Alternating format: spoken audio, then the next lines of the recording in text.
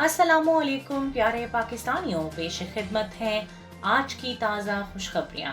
बरतानवी साइंसदानों की एक और बड़ी कामयाबी, नए वायरस के खिलाफ ऐलान जंग। बरतानवी साइंसदानों ने कोरोना की आने वाली नई किस्म से मुतल्लिक भी बड़ी कामयाबी हासिल कर ली है।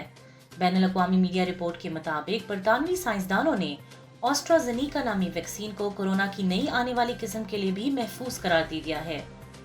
मेडिसिन रेगुलेटरी एजेंसी को गुज़श्ता हफ्ते ट्रायल डेटा मुहैया किया गया था, जिससे साबित हुआ है कि मज़कूरा कोरोना वैक्सीन नई किस्म के वायरस से भी तहफ़्फ़ुज़ देगी। बरतानवी हुकूमत ने पहले ही 100 मिलियन वैक्सीन का ऑर्डर दे रखा है। कोरोना वैक्सीन सस्ती होगी और इसे स्टोर और ट्रांसपोर्ट करना आसान होगा। कोरोना वैक्सीन लगाने का अमल 4 जनवरी से शुरू किया जाएगा। चीन की कोरोना वैक्सीन बीमारी से बचने के लिए 80% तक मौसर साबित। चीन के इदारे सिनोफार्म की तैयार करदा कोविड-19 वैक्सीन इस बीमारी से तहफ़्फ़ुज़ फराहम करने के लिए तकरीबन 80% तक मौसर साबित हुई है। ये बात कंपनी की जानिब से जारी अबूरी तज्ज़िये में बताई गई है। तज्ज़िये में बताया गया है कि ये वैक्सीन महफूज है और जिन अफराद को इसकी 2 डोज इस्तेमाल कराए गए, इनमें वायरस के खिलाफ 99% एंटीबॉडीज की सतह पैदा हुई। ये रिपोर्ट कंपनी के लिए वैक्सीन तैयार करने वाली Beijing institute of biological products की वेबसाइट पर जारी की गई है, जिसकी जानिब से वैक्सीन के इस्तेमाल की मंजूरी के लिए चीन के रेगुलेटर्स को रिपोर्ट जमा करा दी गई।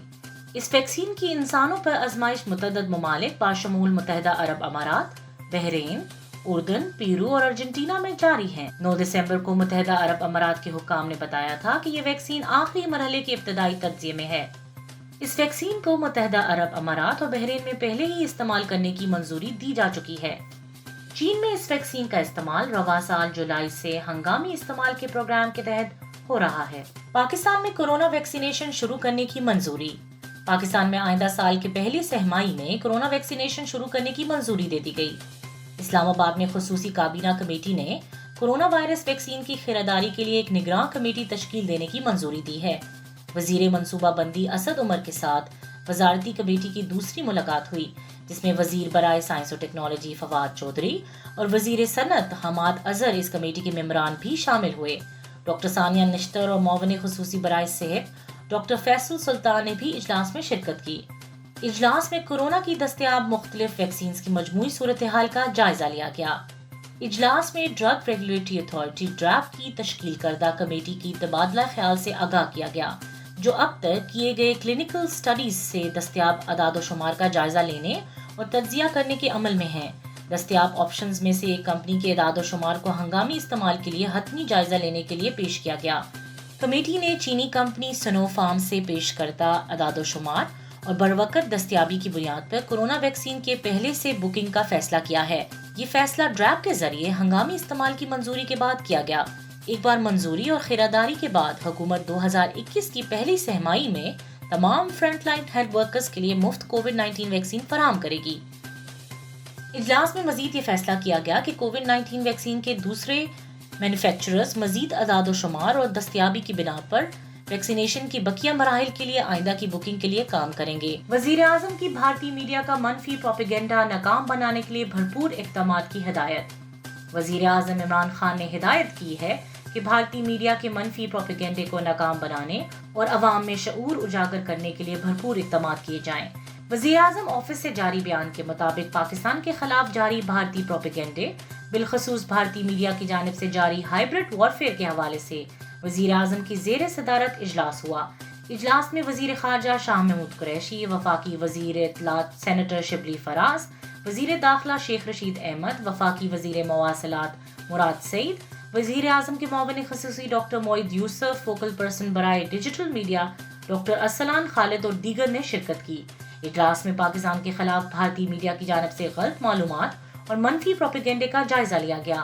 वज़ीर आज़म ने इजलास से खिताब करते हुए कहा कि भारतीय हुकूमत की जानिब से मकबूजा जम्मू और कश्मीर में किए गए गैर कानूनी इक़दामात इंसानी हकूक़ की संगीन खिलाफ वर्जियों और हिंदू फाशिस्ट एजेंडे और इसके नतीजे में इलाकाई अमनो ईमान को दरपेश खतरात से तवज्जो हटाने के लिए भारतीय मीडिया की तरफ से जारी पाकिस्तान के खिलाफ बेबुनियाद और मनफी प्रोपेगेंडे का सख्ती से नोटिस लिया जाए, जिसका मकसद न सिर्फ आलमी तवज्जो हटाना है बल्कि मुल्क में इंतशार फैलाना है।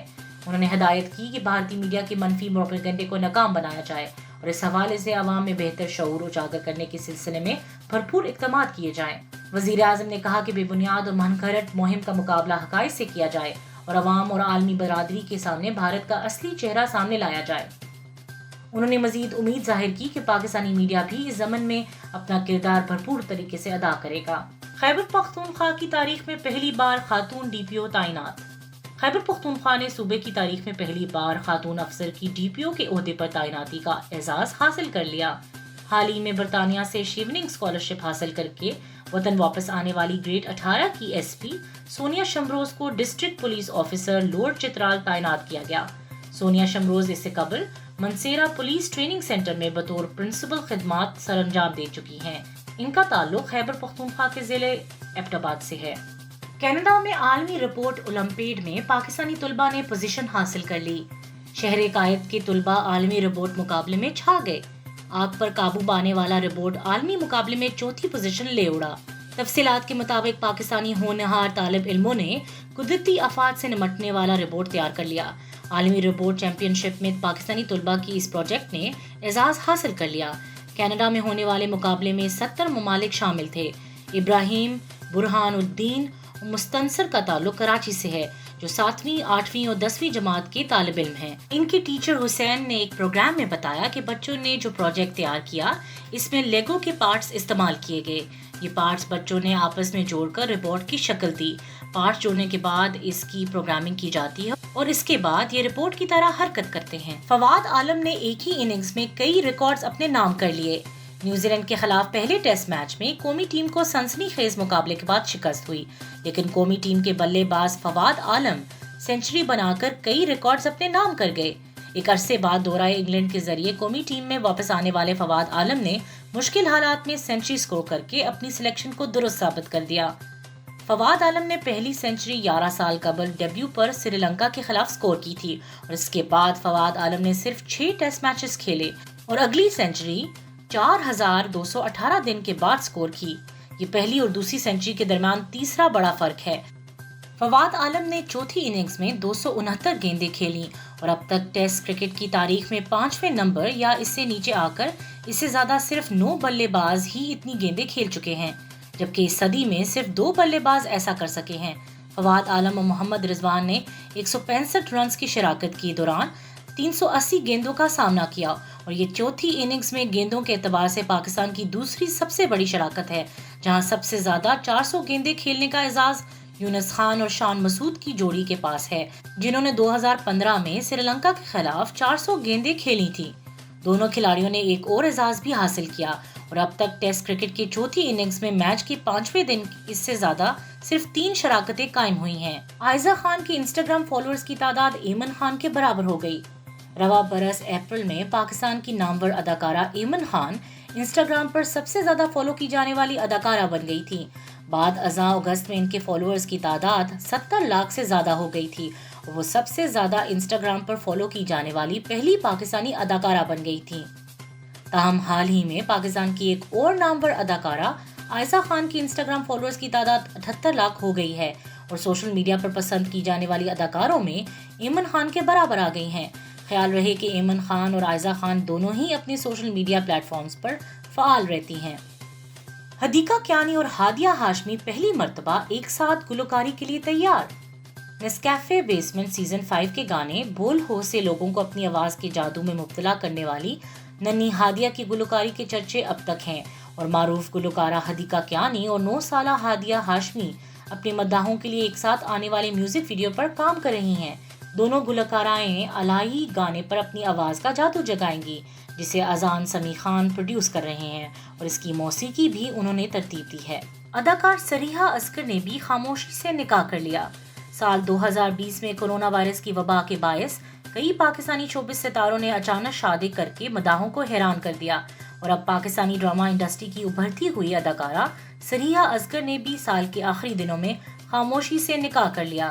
اداکارہ سریحا اصغر نے بھی دیگر شوبز ستاروں کی بنائی گئی نئی روایت کے تحت انسٹاگرام پر اپنے نکاح کی تصاویر اور مختلف ویڈیوز شیئر کی۔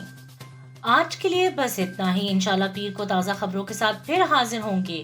پاکستان زندہ باد۔